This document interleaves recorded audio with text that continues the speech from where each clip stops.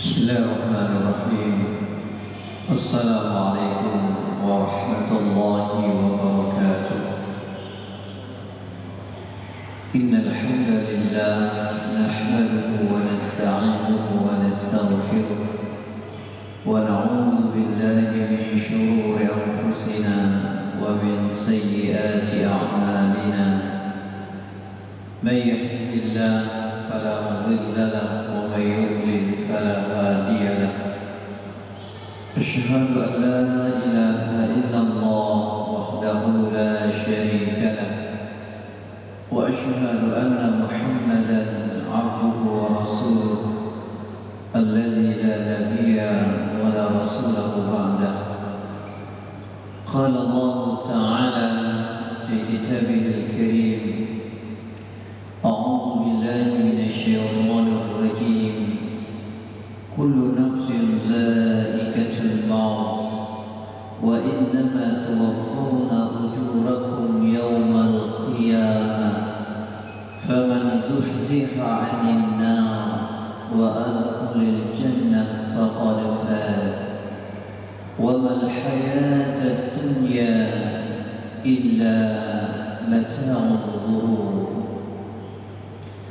Sidang jamaah salat maghrib yang dimuliakan Allah Subhanahu wa ta'ala, mari kita senantiasa memuja dan memuji Allah Subhanahu wa ta'ala, yang mana oleh Allah sampai saat yang mulia ini masih memberikan kita berbagai macam nikmat, terutama nikmat iman dan Islam. Dan semoga Allah Subhanahu wa ta'ala akan terus menjaga keimanan kita sehingga kita tidak mati melainkan dalam beriman dan dalam agamanya. Wala tamutunna illa wa antum muslimun. Dan janganlah kalian mati melainkan di dalam agama Islam. Sidang jamaah yang dimuliakan Allah Subhanahu wa ta'ala, tema kita pada maghrib yang mulia ini adalah menghadapi kematian. Jadikanlah akhirat itu di hati kita semuanya, dan jadikanlah dunia itu hanya di tangan kita, dan jadikanlah kematian itu di pelupuk mata kita. Allah Subhanahu wa ta'ala berfirman, kullu nafsin za'iqatul maut wa innama tuwaffawna ujurakum yawmal qiyamah faman zuhziha 'anil nar wa adkhulal jannah faqad faz wa mal hayatud dunya illa mata'ul ghurur.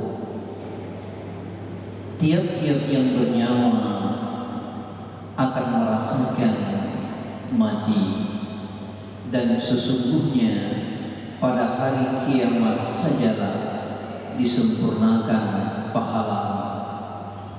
Barang siapa dijauhkan dari neraka dan dimasukkan ke dalam surga, maka sungguh dia telah beruntung.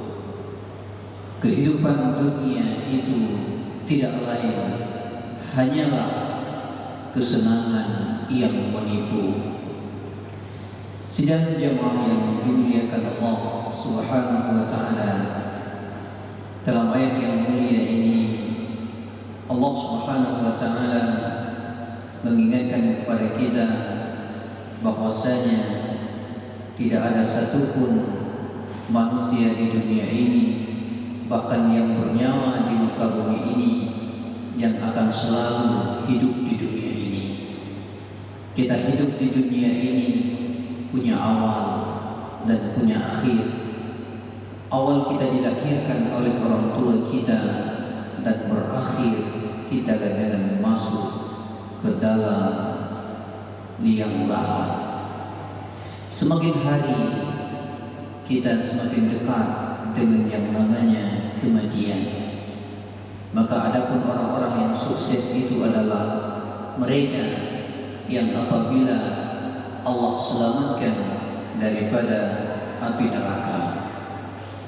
Orang-orang yang sukses itu adalah mereka yang Allah Subhanahu wa taala akan memasukkannya ke dalam syurga. Dan Allah juga mengingatkan bahwasanya kehidupan dunia ini hanya sebagai tempat permainan saja. Kesenangan di dunia ini hanya kesenangan yang menipu, bukan kesenangan yang hakiki. Kesenangan di dunia itu adalah kesenangan fata morgana, dilihat dari jauh ada, namun tatkala kita mendekatinya sungguh dia tak pernah ada. Sidang jemaah yang dimuliakan Allah Subhanahu wa taala dan para pendengar dimanapun Anda berada, pemutus semua kenikmatan itu adalah kematian. Kematian merupakan hal yang pasti datang, tidak pandang siapa, kapan, di mana, dan bagaimana kondisinya. Ketika ajal menjemput, tak ada satupun yang akan bisa menghindar darinya. Kematian adalah sebuah jembatan yang menghubungkan dua kehidupan, yaitu kehidupan dunia dan akhirat. Dunia adalah tempat kita menanam. Dunia ini adalah merupakan tempat kita menanam bekal menuju kehidupan yang kekal dan abadi. Apa yang akan kita panen di akhirat itu merupakan hasil dari apa yang kita tanam di dunia. Nabi kita Muhammad SAW menyebut orang yang mempersiapkan dirinya untuk bekal kehidupan setelah kematian adalah sebagai orang yang cerdas. Sebaliknya, orang yang tenggelam di dalam nafsu duniawi disebut oleh Nabi SAW adalah sebagai orang yang lemah. Ini sebagaimana Rasulullah SAW sabdakan dalam hadis yang diriwayatkan oleh Imam Tirmizi dan Ibnu Majah. Al-kaisu man dana nafsahu wa 'amila lima ba'da al-maut. Wal 'ajizu man attaba nafsahu hawaha wa tamanna 'ala Allah. Orang yang cerdas itu adalah orang yang merendah diri dan beramal untuk kehidupan setelah kematian. Dan orang yang lemah itu adalah orang yang mengikuti dirinya pada hawa nafsunya dan berangan-angan atas Allah Azza wa Jalla. Dari dalam hadis yang mulia ini, Rasulullah SAW memberikan dua perbedaan antara orang yang cerdas dengan orang yang lemah. Nabi mengatakan orang yang cerdas di dunia ini adalah orang yang selalu mempersiapkan cikal bekalnya untuk kehidupan setelah kematian. Kita perhatikan juga firman Allah Subhanahu wa taala dalam surat Al-Hasr ayat yang ke-18. Allah Subhanahu wa taala memanggil orang-orang yang beriman, ya ayyuhallazina amanu taqullaha wal tanzur nafsun ma qaddamat lighad wattaqullaha innallaha khabirun bima ta'malun. Wahai orang-orang yang beriman, bertakwalah kamu kepada Allah, dan hendaklah setiap jiwa mempersiapkan untuk hari esoknya. Bertakwalah kepada Allah, dan sesungguhnya Allah Subhanahu wa Ta'ala Maha mengetahui apa yang kamu kerjakan. Alhamdulillah, dalam hal ini Allah Subhanahu wa Ta'ala memanggil orang-orang yang beriman. Karena apa? Hanya orang-orang yang berimanlah yang mampu mendengar ayat-ayat Allah.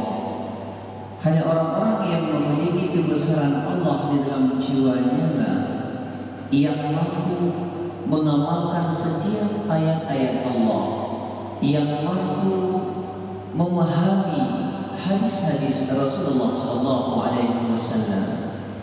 Hanya orang-orang yang yakin kepada Allah lah yang sanggup, yang mampu mempersiapkan kepada kehidupan setelah kematian. Karena orang-orang yang beriman itu yakin bahwasanya dia akan menuju kepada kehidupan setelah kematian itu adalah kehidupan yang abadi, kehidupan yang khalidina fiha abada, kekal selama-lamanya. Yang ada di sana hanya awal daripada kehidupan, dan tidak pernah ada yang namanya akhir daripada kehidupan. Makanya Rasulullah SAW katakan bahwasanya orang yang cerdas itu adalah orang yang selalu memikirkan akan kehidupan setelah kematian, lalu dia mempersiapkan cikal bakalnya untuk menuju kepada kehidupan yang kekal abadi.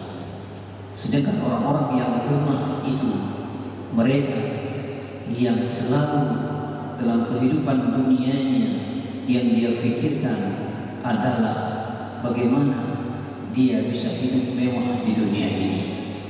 Yang dia ikuti hanyalah selalu hawa nafsu dan hawa nafsunya.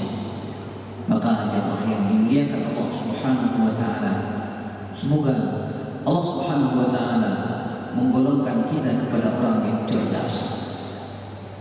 Jika jemaah yang dimuliakan Allah Subhanahu wa Ta'ala, lalu apa yang harus kita persiapkan untuk menuju menghadapi yang namanya kematian?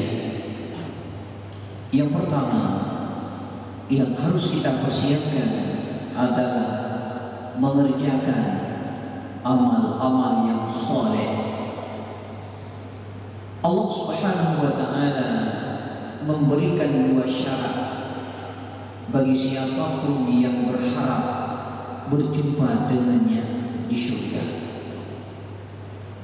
Jadi Allah Subhanahu wa Ta'ala memberikan dua syarat kepada hamba-hambanya yang ingin bertemu dengannya di surga, yaitu beramal soleh dan meninggalkan kesyirikan. Sebagaimana Allah Subhanahu wa Ta'ala berfirman dalam surat Al-Kahfi ayat yang ke-110, "Faman kana yarju liqa'a rabbih falyamal 'amalan shalihan wa la yusyrik bi'ibadati rabbih ahada." Barang siapa yang mengharapkan bertemu Tuhannya, maka hendaklah melakukan amal-amal yang soleh dan janganlah menyekutukan ibadah terhadap Tuhannya dengan sesuatu apapun. Inilah dua syarat yang Allah sampaikan kepada kita semuanya yang telah mengaku beriman kepada Al-Quran, yang mana ayat Al-Quran ini adalah tak perlu diragukan maknanya. Zalikal kitab la raiba fihi hudan lil muttaqin. Di dalam kitab ini tidak ada keraguan di dalamnya, petunjuk bagi orang-orang yang bertakwa. Maka apabila kita hendak berjumpa dengan Allah Subhanahu wa taala, maka syaratnya falyamal amalan shalihan wa la yusyrik bi ibadati rabbih ahada. Beramal dengan amal yang saleh, amalan-amalan yang dicintai oleh Allah Subhanahu wa taala, melakukan setiap perintah-perintahnya dan meninggalkan seluruh larangan-larangannya, dan jangan sekali-kali menyekutukan Allah Subhanahu wa taala. Sidang jamaah yang dimuliakan Allah Subhanahu wa taala. Kemudian yang kedua yang harus kita persiapkan adalah dengan menjauhi perbuatan yang tercela, sebagaimana mengerjakan amal soleh yang tidak kalah pentingnya adalah menjauhi perbuatan yang tercela. Yang dimaksud perbuatan tercela itu meliputi keharaman apa saja yang diharamkan oleh Allah Subhanahu wa taala, dan kemakruhan. Meninggalkan keharaman ini merupakan suatu kewajiban, sedangkan meninggalkan kemakruhan adalah sunnah Rasulullah sallallahu alaihi wasallam. Sidang jamaah yang dimuliakan Allah Subhanahu wa taala, mari kita perhatikan di antara contoh-contoh perbuatan yang tercela yang Allah Subhanahu wa taala tidak harapkan itu terjadi pada seseorang yang telah mengaku beriman kepada Allah Subhanahu wa taala. Yang pertama adalah hasad ataupun hasud. Hasad ini adalah merupakan perasaan tidak senang melihat orang lain mendapatkan nikmat Allah Subhanahu wa taala. Bahkan berusaha berbagai macam cara agar orang yang mendapatkan nikmat dan kesenangan tersebut kembali seperti semula, memiliki hati yang tidak baik kepada orang lain. Di saat melihat orang lain senang, kita susah. Melihat orang lain susah, kita senang. Kita tidak inginkan nikmat Allah itu ada pada seseorang. Ini adalah merupakan sifat-sifat yang tercela, sifat-sifat yang diharamkan oleh Allah Subhanahu wa taala terjadi pada diri seseorang. Sebagaimana Allah Subhanahu wa taala firmankan dalam surat An-Nisa ayat ke-54, am yahsuduna an-nas ala ma atahumullahu min fadlih. Apakah mereka dengki pada manusia atas apa yang diberikan Allah kepada mereka dari keutamaannya? Sidang jamaah yang dimuliakan Allah Subhanahu wa taala, maka sifat dengki ini sebaiknya, bahkan seharusnya wajib pada diri seorang yang beriman kepada Allah untuk menjauhinya sejauh-jauhnya. Namun kadang-kala kita manusia dilalaikan oleh hawa nafsunya.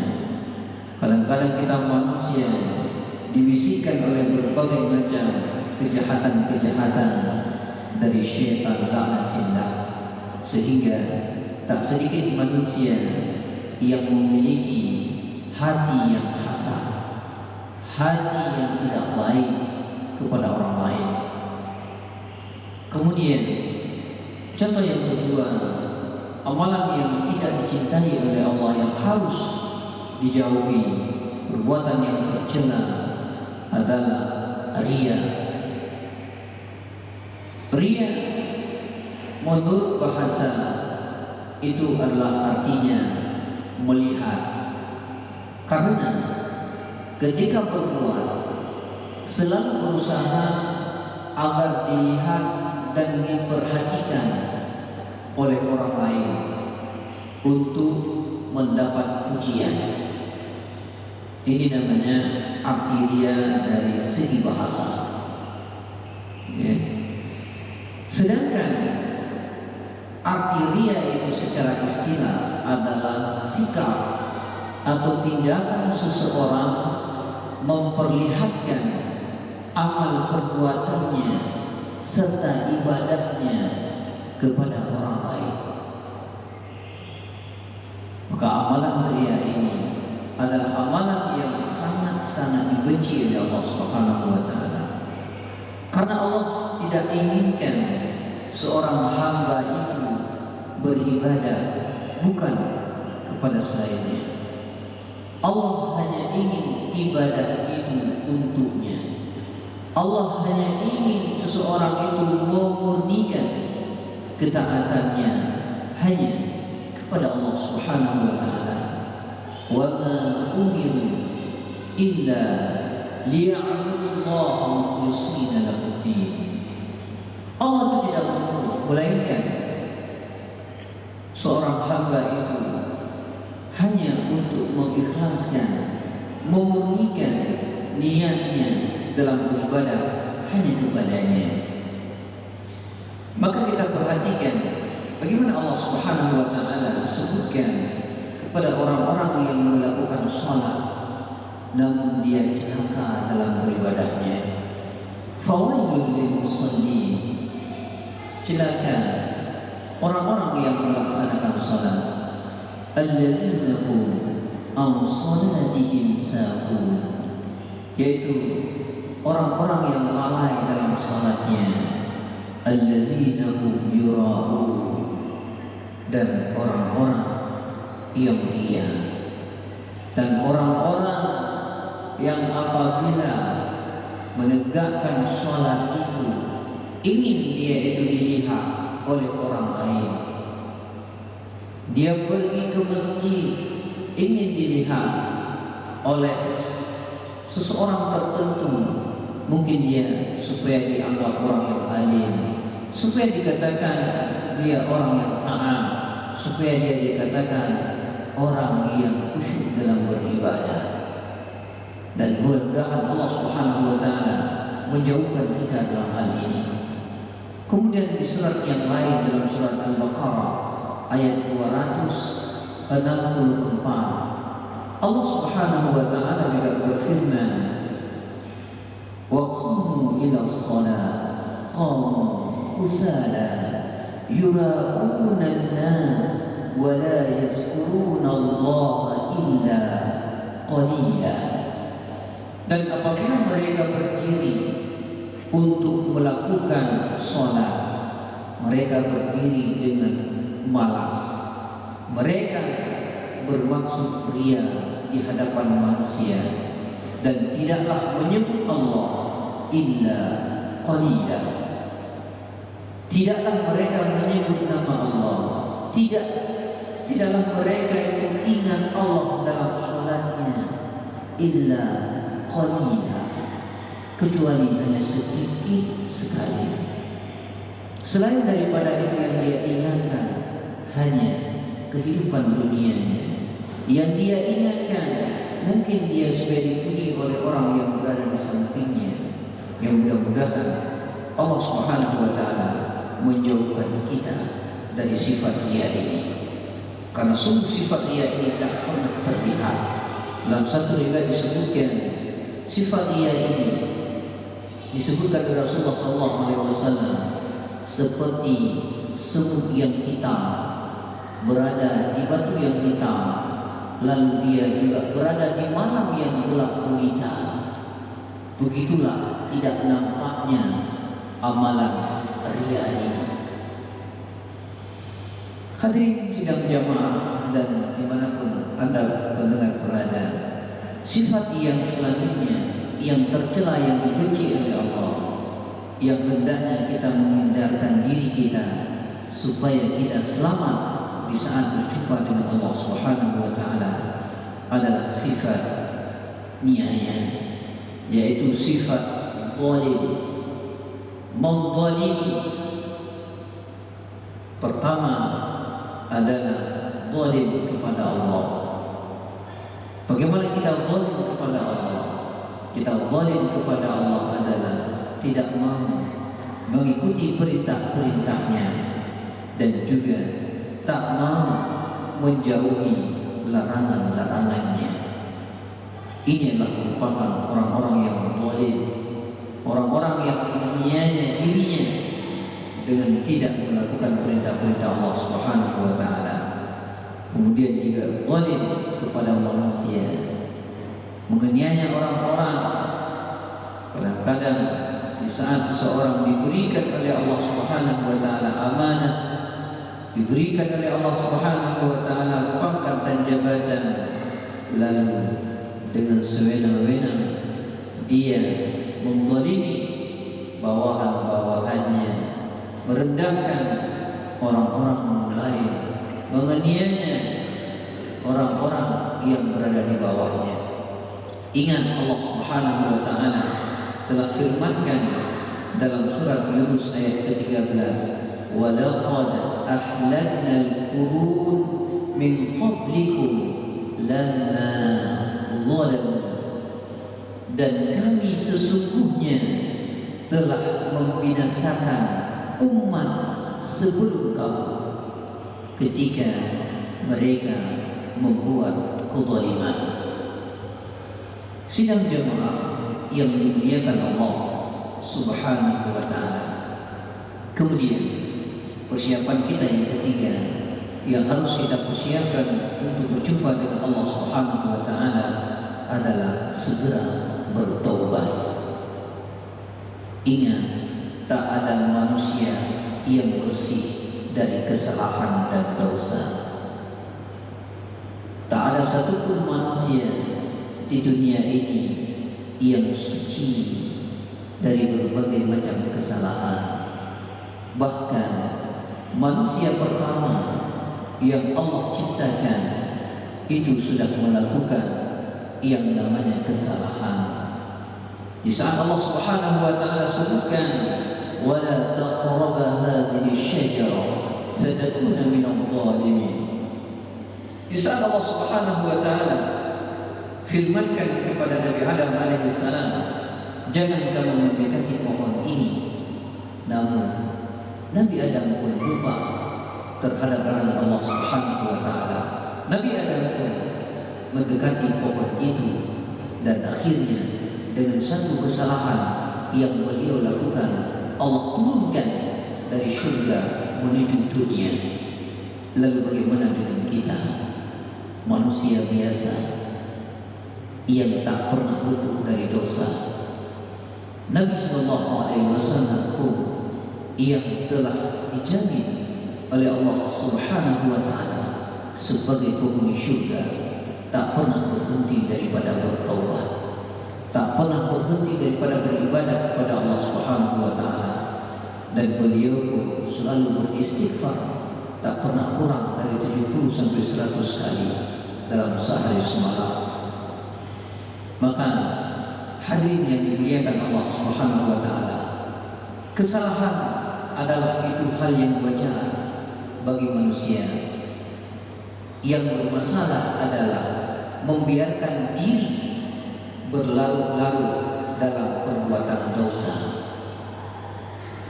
Allah Subhanahu wa taala dalam surat Maryam ayat ke-60 Allah berfirman, "Illa man taba wa amana wa amila shalihan fa ulaika yadkhuluna al-jannah wa la yuzlamuna syai'a."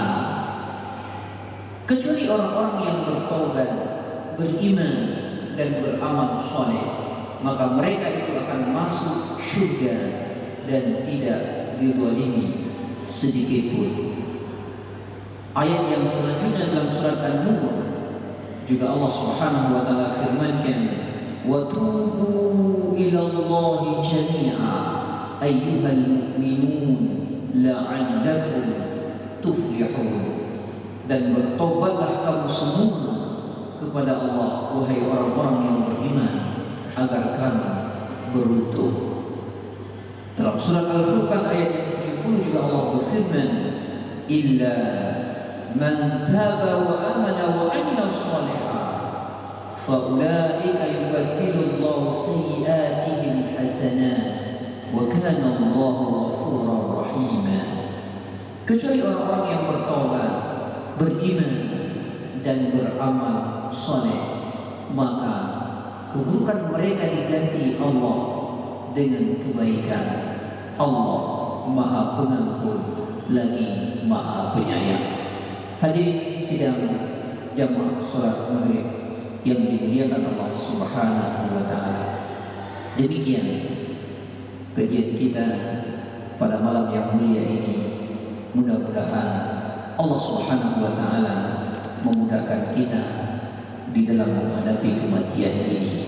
Dan mudah-mudahan Allah Subhanahu wa taala selalu membimbing kita, menjadikan kita istiqomah di dalam melaksanakan perintah-perintahnya dan meninggalkan larangan-larangannya. Saya akhiri dengan doa kafaratul majlis. Subhanallah wa bihamdika asyhadu an la ilaha illa anta astaghfiruka wa atubu ilaik. Assalamualaikum warahmatullahi wabarakatuh.